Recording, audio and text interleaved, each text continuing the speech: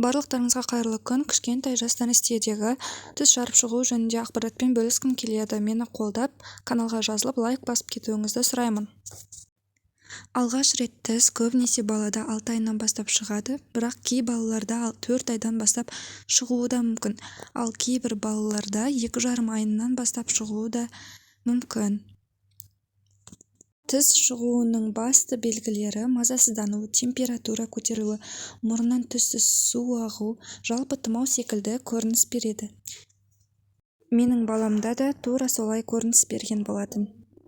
Алғаш рет баламда тіс жарып шыққан кезде тұмау секілді көрініс болды. Мен сразу дәрігерге алып бардым.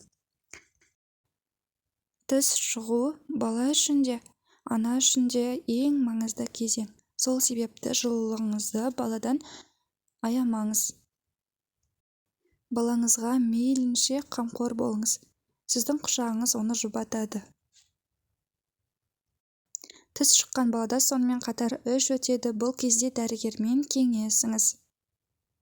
Тіс ауырғанын басу үшін қызыл-екке түрлі маз дәрілер бар. Өзімді айтар болсам, Дентакент деген таблетка и Дентинокс деген мазды қолдандым. Дентакенттен 1 таблетка беретінмін қатты мазасызданған кезде. Ал сіз ауырғанда нені қолдандыңыз? Өз ойыңызды жаза кетіңіз.